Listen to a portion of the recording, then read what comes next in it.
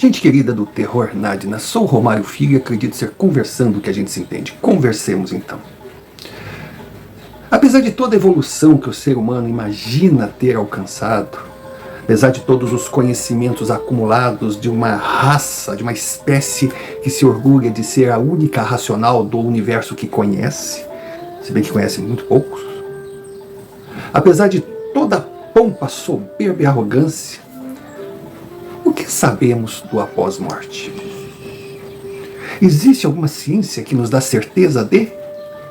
Ou precisamos sempre que alguém venha daquele lado que a gente chama de sobrenatural por pouco conhecer, para nos dar algumas explicações. Explicações essas não aprofundadas, pois com certeza se conhecêssemos 10% de uma realidade para nós totalmente fora do alcance, nossa limitada capacidade iria nos levar ao que chamamos de loucura. Sabemos muito pouco. E o mais engraçado é que temos a pretensão de imaginar estarmos prontos para conhecermos e encontrarmos respostas, quando na prática não conhecemos nem aqueles que estão ali, do nosso lado, na convivência do dia a dia. Assista o vídeo até o final. Pense a respeito e conseguirá entender o que eu estou tentando dizer com essa introdução aparentemente não muito clara.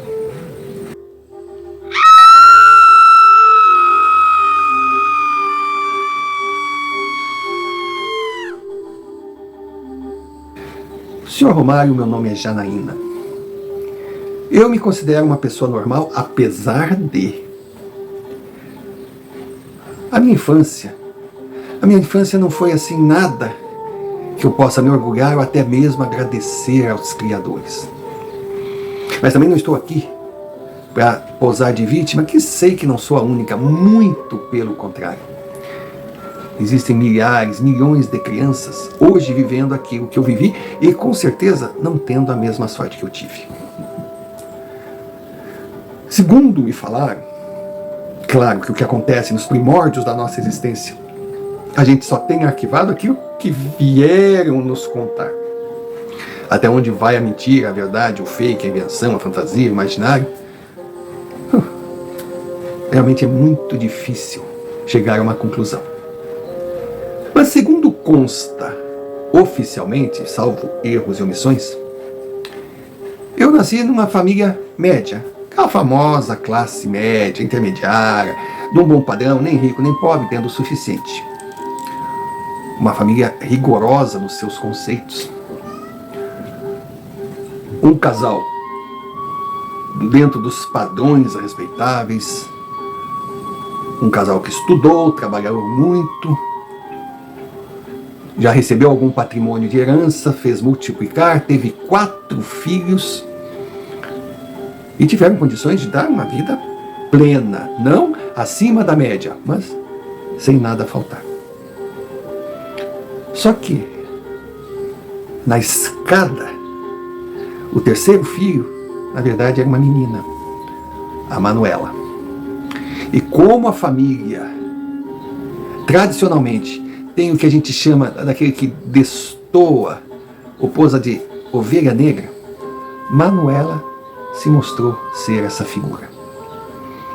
Desde criança, problemas na escola, rebeldia, hoje chamam de hiperativa, apesar que eu considero desmiolada mesmo, mimada, chata, que devido à bondade dos pais não recebeu o freio que deveria receber, cresceu meio navio à deriva, criando seus próprios valores e neles baseando suas atitudes que normalmente não seriam aconselháveis para pessoas com um mínimo de discernimento ou vontade de conviver bem. Manuela se tornou uma pré-adolescente daquelas de pior qualidade e uma aborrecente, uma rebelde sem causa, aquela que ninguém segurava. A não ser um cara que eu pelo menos nunca soube o nome, deu uma pegada boa na Manuela, entre as muitas fugidas furtivas que iriam acabar normalmente em camas de desconhecidos. E a Manuela, numa dessas aventuras, deu um escorregão e embarrigou.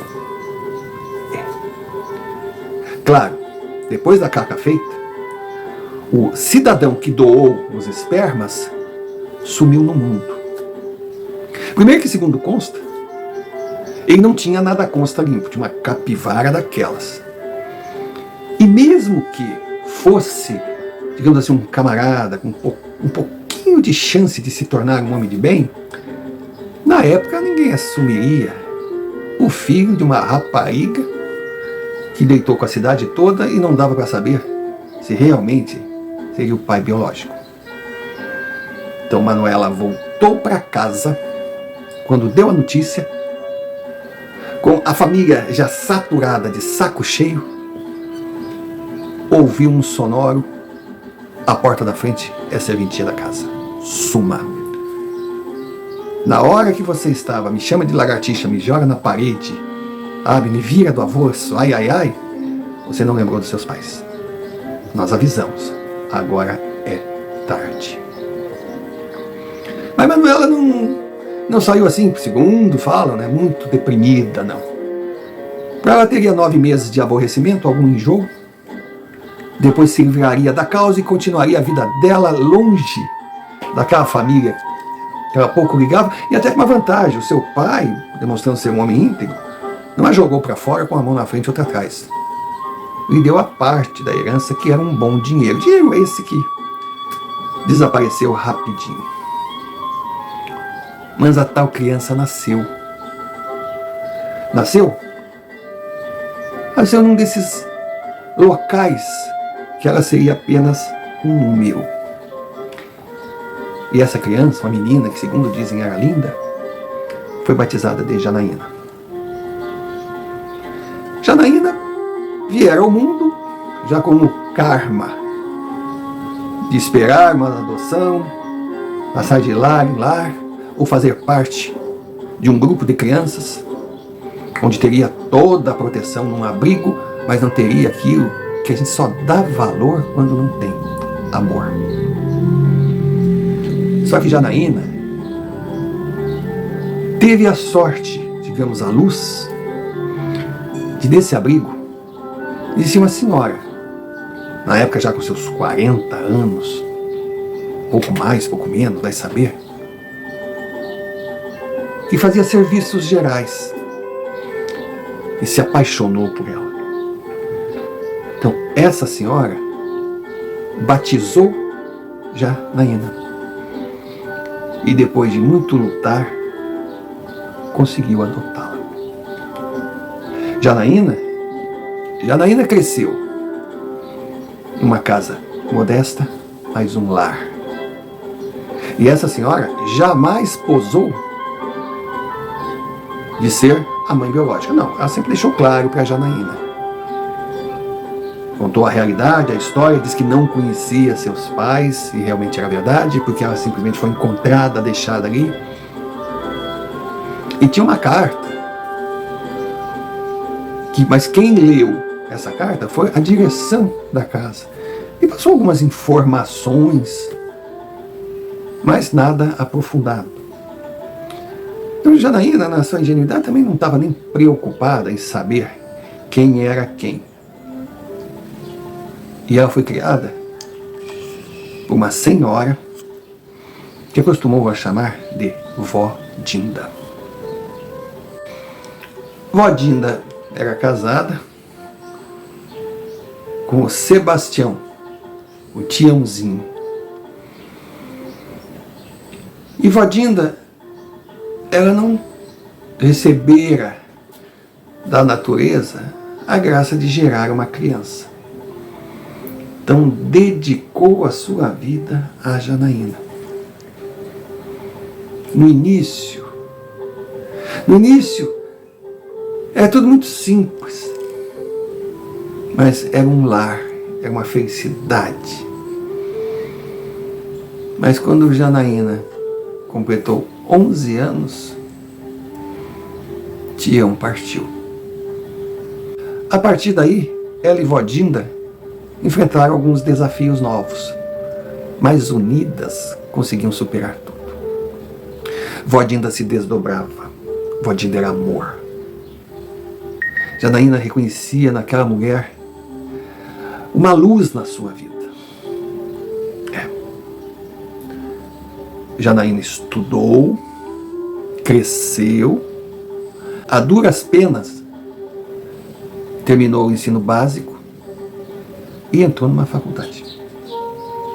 Mas apesar de todas as dificuldades, Janaína, ou se o senhor preferir, eu cresci com uma data marcante na minha vida, porque vó Dinda sempre fez questão de valorizar: o Natal. O Natal era maravilhoso. Tinha todos aqueles enfeites possíveis e imagináveis, luz, tinha árvore, tinha presépio, tudo montado com carinho, por ela, por vó Dinda e por Tião. Seu Romário, Natal era uma união, era uma felicidade, tinha um espírito, tinha uma coisa. Outras festas, Réveillon era festa, porque o casal gostava mesmo de comemorar, muito católico, temente a Deus.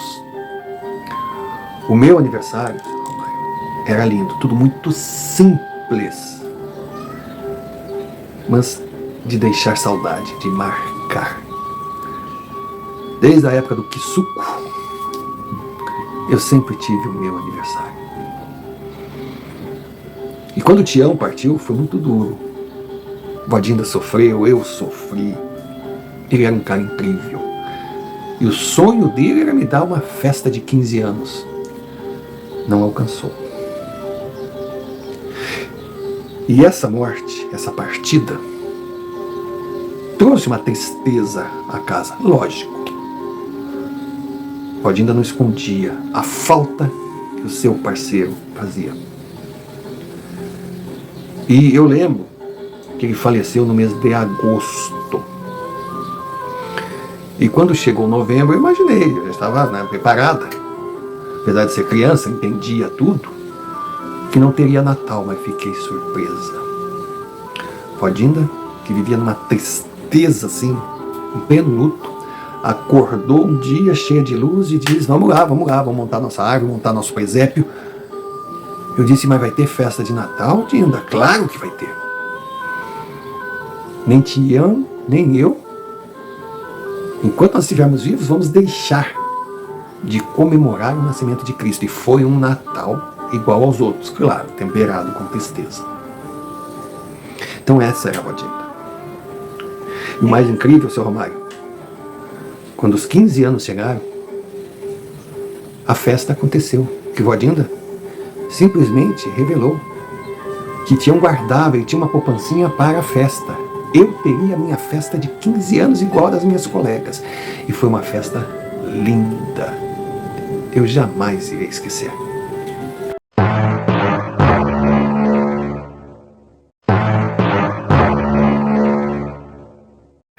Negócios às claras, amizades preservadas. Eu peço uns minutinhos do seu tempo, por favor, não pule essa mensagem. Para quem não me conhece, eu sou o Romário Filho. E hoje, o canal ainda comemora, temos alcançado os 1000 inscritos. Mas qual a importância de superar essa meta? Bom, ao chegarmos, o nosso canal passa a ser monetizado, ou seja, vídeos remunerados. Mas como funciona essa remuneração? A cada 1000 visualizações do canal, o YouTube paga uma unidade de referência. Eles têm as siglas. E qual o valor dessa unidade de referência? Ela vai de 20 centavos de dólares a 4 dólares. Uma diferença abissal. E quais os critérios utilizados pela plataforma para definir o valor a ser recebido por cada canal? Primeiro, é o número de inscritos. Por isso eu peço aos que já estão aqui há muito tempo, ou aos que estão chegando agora, inscrevam-se no canal. É fundamental, uma questão lógica. Quanto maior o número de inscritos, teoricamente, maior o alcance dos vídeos. Ou seja, o espaço passa a ser valorizado para os patrocinadores que querem ver suas marcas chegando o mais longe possível. Além da inscrição, nós temos outros itens importantes. Curtir e comentar. Curtir é famoso dar o like. Comentar pode ser apenas um oi. E por que a importância? É que mostra a plataforma que você está aqui, que você participa, que tem interesse pelo canal. Na sequência, outros pontos fundamentais. Bom, para alguns vídeos, clique o sino de notificações para que o YouTube notifique quando o vídeo é publicado.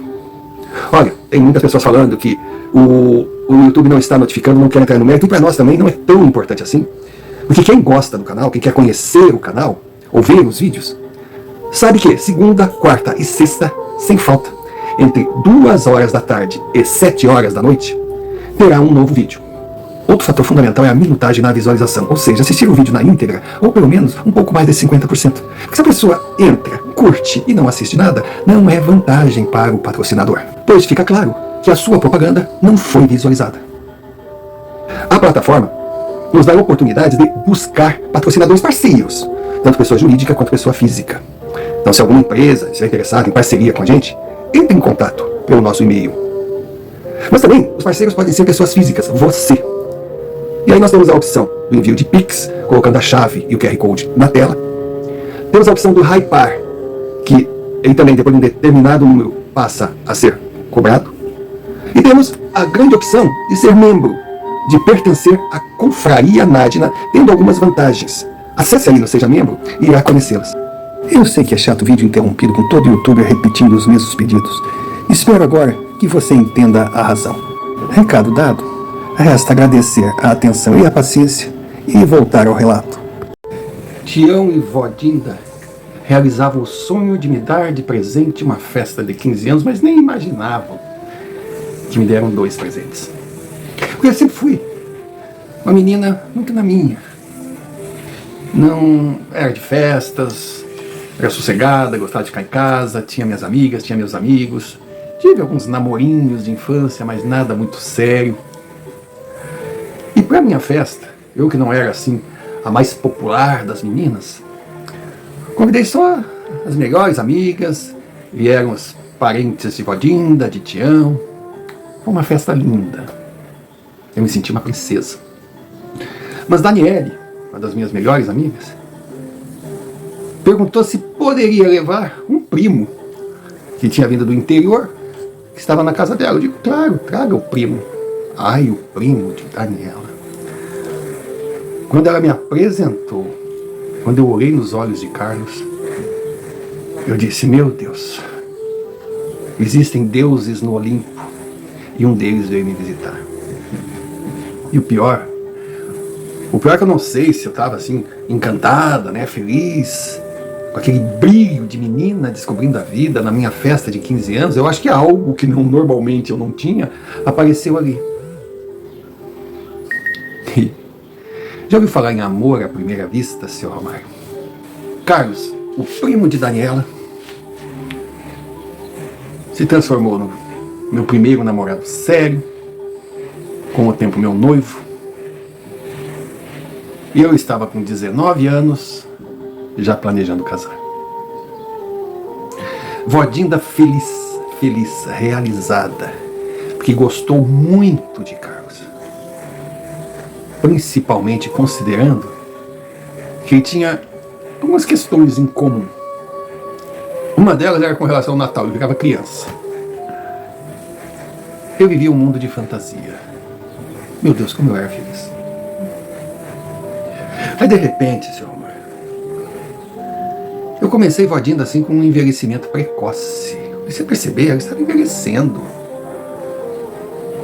Poxa, na época eu estaria com 60 e poucos anos. Mas o seu rosto, aquela disposição, estava diferente. Foi quando eu comecei a pressioná-la. Pressionei e ela teve que me contar. Ela estava brigando contra um câncer, mas eu não tinha nada que me preocupar, que ela estava vencendo a batalha. Seu Romário, quando eu ouvi aquela palavra, porque eu prestei mais atenção na aparência de vó Dinda, Eu fiz uma retrospectiva de segundos de toda a minha vida. Eu pensei, nossa, quanto eu devo para essa mulher. Ela sempre me deu tudo. E eu, na cara, desculpa, eu era criança. Odinda, o que a senhora quer de presente? Nada, filha, nada. Aí eu dava aqueles cartõezinhos que a gente fazia na escola. Nossa, eu me sentia assim. Aí fui crescendo. Aí, como eu disse, me tornei moça, tive minha festa de 15 anos, estudei, tinha terminado o básico, estava entrando na faculdade, mas eu nunca tinha dado um presente. Principalmente no Natal, era só eu que recebia presentes. Eu comecei a me sentir egoísta, uma coisa... Porque o espírito de Natal fala em confraternização e troca de presentes. Aí eu lembro, eu já estava trabalhando, ganhava um bom salário, porque, modéstia à parte, nunca fui feia. Embora não fosse assim uma pessoa extrovertida, como eu já falei, mas eu tinha o dom que herdara de Tião. Eu era uma excelente vendedora.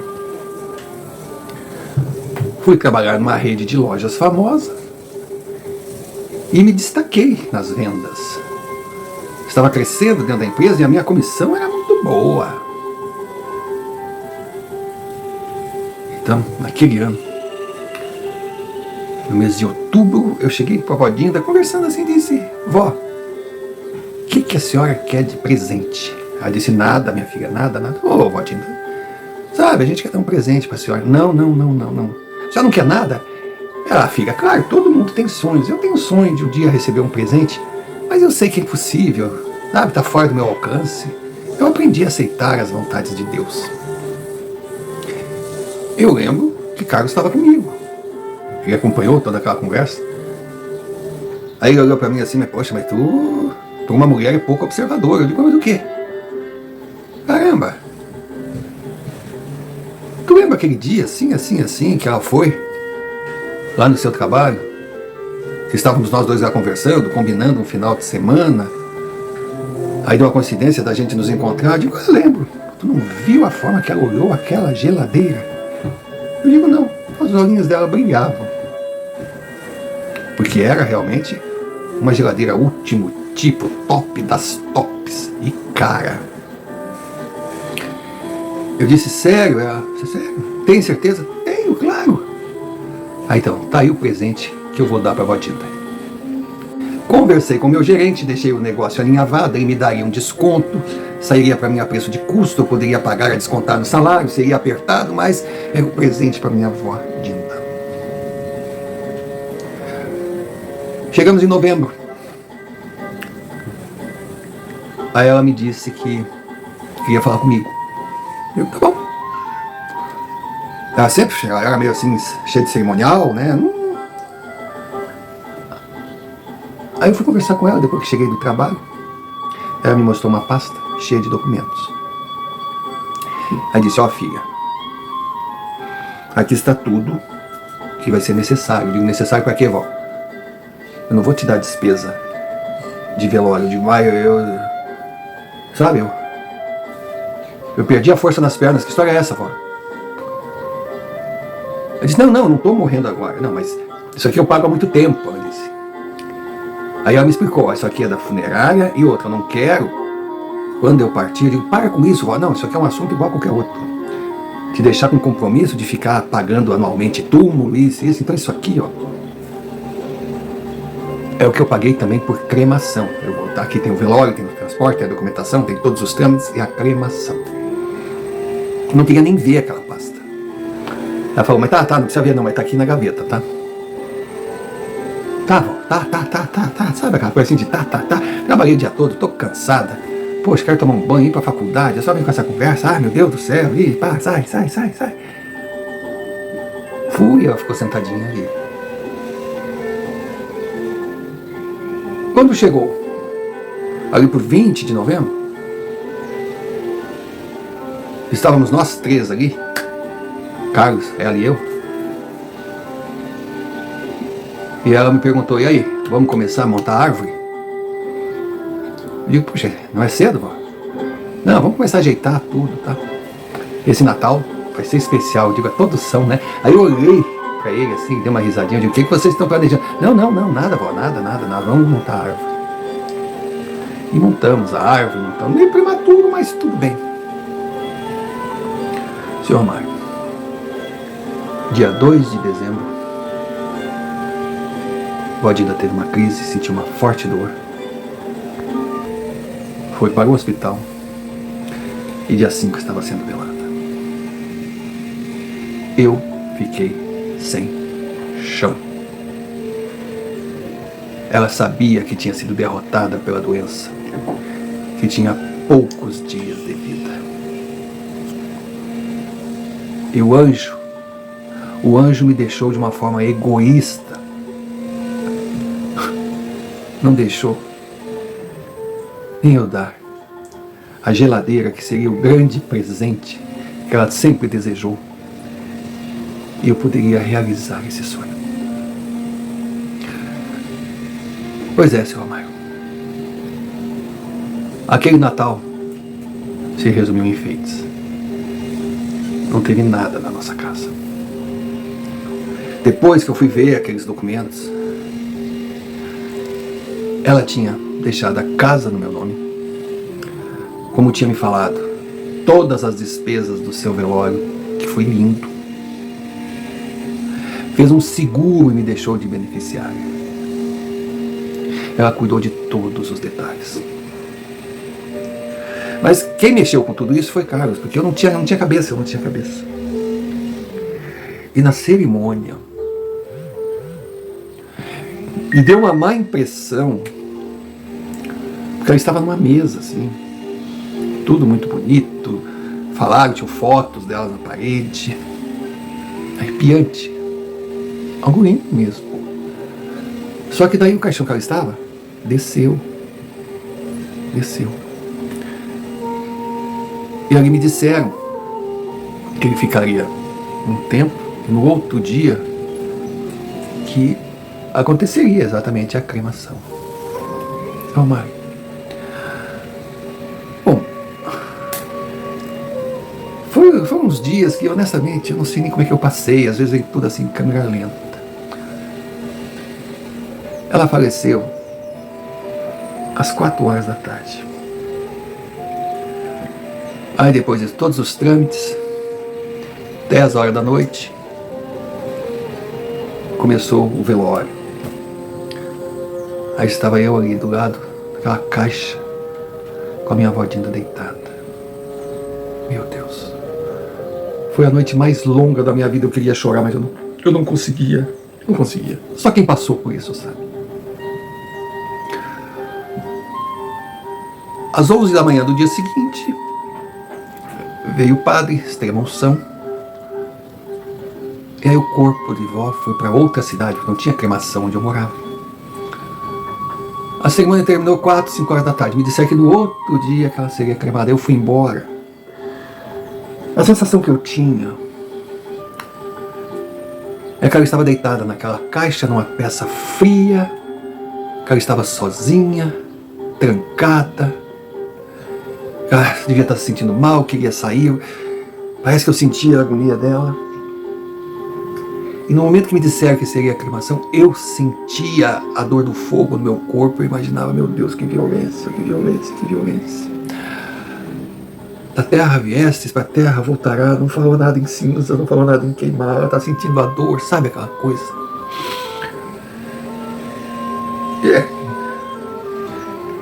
E que bom seria se essa sensação fosse só nos primeiros dias. Não. Bom, velório, volta à rotina, trabalho, Natal, Réveillon, férias não teve. Eu, graças a Deus, tinha um homem maravilhoso do meu lado. Ele cuidou de tudo, ele cuidou de mim. E aí nós resolvemos morar juntos, porque ele não queria vai me deixar sozinha em casa, porque eu estava realmente destruída. Sabe, eu me considerava um nada.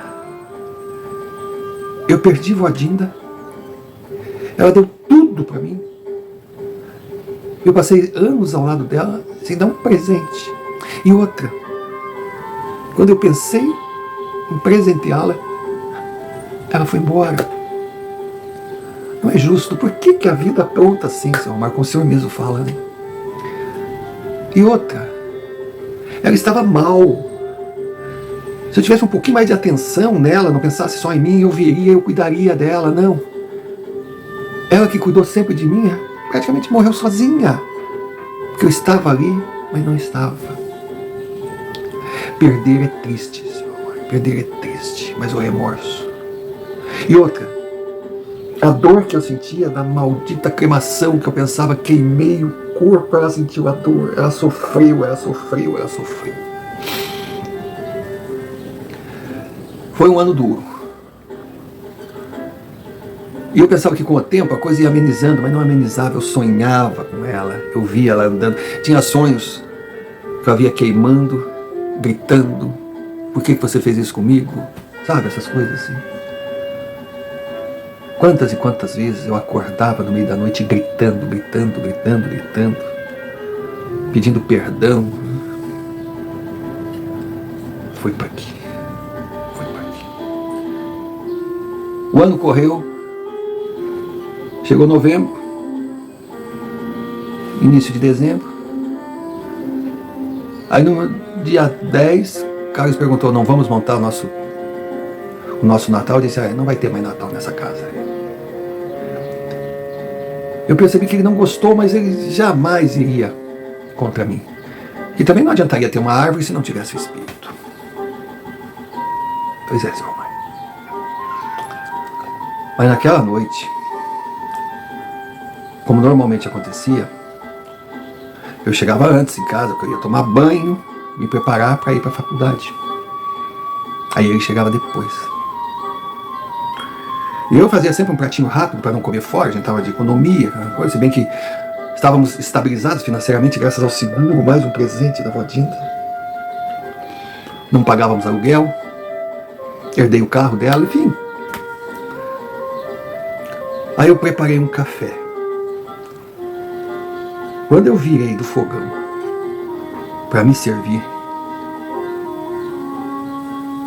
a xícara caiu no chão.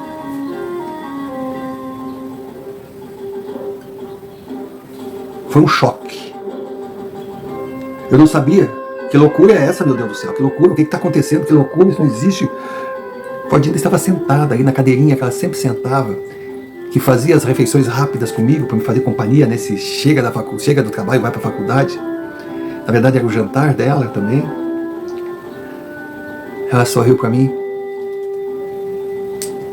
Não vai me dar oi, minha filha? Eu disse, Vodinda. Eu tô louca. Não, filha, você tá louca. Vodinda, a senhora não pode estar aqui. Por que, minha filha? Se eu tô aqui é porque eu posso. Me permitiram. Aí eu tentei me aproximar, assim, abraçar. Eu vi que a minha mão entrou, parecia no meio de uma fumaça, não tinha um corpo. Ela olhou pra mim, não tem mais matéria, filha. Mas fica calma, nós temos pouco tempo. Você sabe, né? Mas você tem que ir para a faculdade. Eu logo precisarei voltar. Senta, minha filha, toma seu café. Eu sentei, seu Omar, eu não consegui entender o que estava acontecendo. Eu comecei a falar, a atropelar, comecei a fazer perguntas, comecei a simplesmente dizer, filha, me escuta, eu tenho pouco tempo. Eu sabia que a minha hora estava chegando. Você nada poderia fazer. Por isso, eu não joguei todo esse drama para você. Você me ajudou em muito, pelo simples fato de estar aqui comigo. Você foi excelente, foi uma filha maravilhosa até o final. E outra, filha. O que aconteceu naquele hospital é difícil de explicar. Mas eu sabia que eu estava partindo e tinha que aceitar, então não lutei contra. Não, filha, eu não senti falta de ar, eu não senti dor, eu senti uma agonia, eu senti uma coisa, não foi assim, foi O desligamento foi uma coisa forte, mas de repente,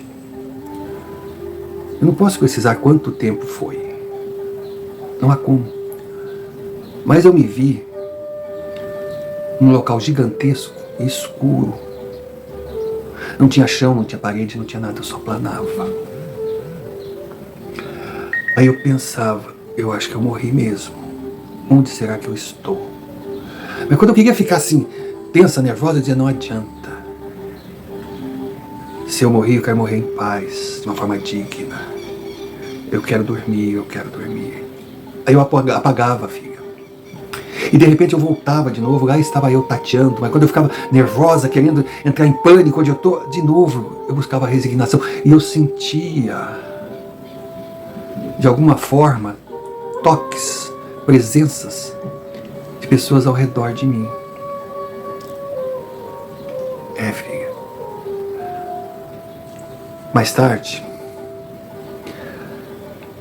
Mais tarde veio o que você fica pensando, se eu senti as queimaduras no meu corpo. Não, filha.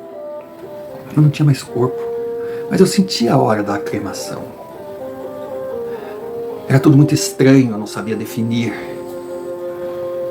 Mas eu só pensava assim, está acontecendo. Exatamente do jeito que eu queria. Filha. Só que chegou uma hora que aquela escuridão, aquela corda, volta, se tornou uma coisa incômoda, mas daí eu descobri, filho, nós não estamos só nessa vida. E aí seres do bem, meus mentores, vieram me ajudar. Se você quer saber se Tião veio, não, ele não veio. Mas vieram pessoas lindas que eu não conhecia, mas ao mesmo tempo eu achava que elas não eram estranhas. E elas me receberam com seja bem-vinda, repleta de luz. Mas foram elas que me explicaram que depois do desligamento, a gente tem 3 dias para começar a entender e se adaptar com a nova verdade. Então toda aquela agonia da escuridão, eu imaginei ter sido no primeiro dia, quando meu corpo estava sendo velado. Lógico, aquela sensação da cremação estava na cara, foi claro que foi no segundo dia. E no terceiro, quando eu não aguentava mais, sabe, aquela angústia da escuridão, eu fui socorrida. Então, filha, viva a sua vida. Você fez tudo certo. Eu não estou em agonia. Eu estou em transição.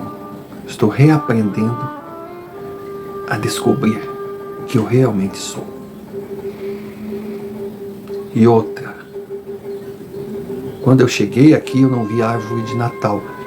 Se você fizer isso, aí sim irá me magoar. Porque Tião deixou bem claro que enquanto um de nós viver, terá Natal dentro dessa casa. Seu Ramário, eu olhava para ela parecia um anjo. E o mais impressionante, eu percebi que ela não estava sozinha. Eu percebi a presença de um ser em pé atrás dela. Um ser do bem, eu não me sentia ameaçada, mas ele estava ali. Aí eu falei, Odinda, por que Natal? Natal é confraternização, com o que a gente ama, é troca. Eu vou passar o Natal sozinha aqui com o Carlos? Ela disse, não, você não vai passar sozinha. Você vai passar com um homem que te ama e que você ama. Você vai passar com o início de uma família linda que vai manter a tradição. Mas que tradição? Tradição para mim que sempre fui uma egoísta. Que nunca lhe dei um presente. E quando eu pensei que eu ia lhe dar um presente que a senhora sempre sonhou, a senhora não deixou. Ou sei lá quem foi, não deixou. A senhora partiu antes. Ela, presente? Você daria o presente Eu tanto esperava. Assim, eu já tinha até comprado a geladeira. A geladeira, que linda. Eu gostei muito daquela geladeira. Realmente eu gostaria de ter. Aí ela olhou para aquele ser ao lado dela. Aí levantou. Quando ela levantou, eu percebi. Ela não estava com os pés no chão. Ela meio que flutuava. Ela era de luz. Ela disse: agora eu estou indo, filha. Acredito que a gente não vai se ver mais tão cedo. Fique em paz, siga a sua vida. Acredite, você não me deve nada. Eu é que devo tudo a você. Porque antes da Janaína entrar na minha vida, ela não tinha sentido nenhum. E só a alegria que você deu pro meu Tião já serviu para eu perceber que o maior acerto que eu fiz na vida foi ter tirado você daquele orfanato. Aí a primeira vez assim que caiu, poxa, então o que eu estava era no orfanato.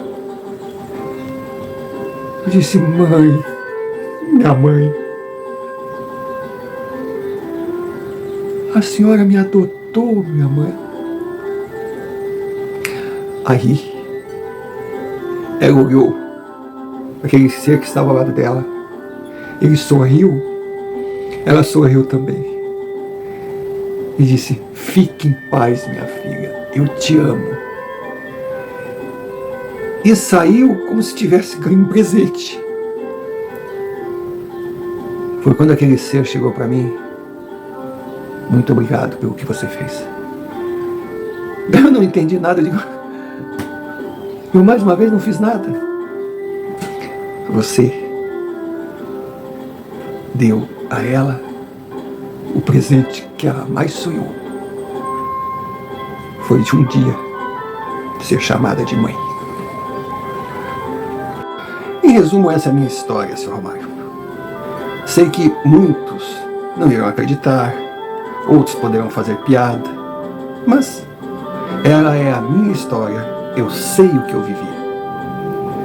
E até hoje eu só contei para o Carlos, que foi testemunha desde os primórdios, quando nos conhecemos, e para os meus filhos. Eu tenho 5 filhos, 2 biológicos, 3 de coração. E para todos eles eu conto a história do vô Tião e da vó Dinda, para que eles entendam o que é ser pai e o que é ser mãe. E ai dele que olhe para mim e não me chame de mãe. São marmanjos. O mais velho, o Hugo, está com 28 anos. Depois vem ali, 28, 25, 23, 19, 16. É a minha prole, é a minha família. Os mais velhos, bom, o Hugo está casado. A Vera, que na carreira é a segunda mais velha, já tem a sua vida própria, mora na capital. Mas, volto a repetir, ai deles que não venha para casa no Natal. Porque o Natal, para nós, para mim, para Carlos, para nossa família, não é apenas uma festa. É uma homenagem ao vô Tião e à vó Dinda. E meus filhos aprenderam a importância da semente plantada por aqueles 2 anjos que entraram na minha vida, me garantindo um futuro, me garantindo o existir com dignidade. E eu escolhi o seu canal porque, embora eu conheça há pouco tempo, eu percebi a seriedade que o senhor trata os relatos recebidos. Mesmo não acreditando, o senhor respeita. E só o que eu quero é isso: poder tornar público o exemplo da vó Dinda e o muito de amor que ela tinha para mostrar. e também para poder agradecer ao Criador, agradecer a todas as forças do bem por terem iluminado meu caminho, me dando a oportunidade de ter minha família e poder comemorar o Natal.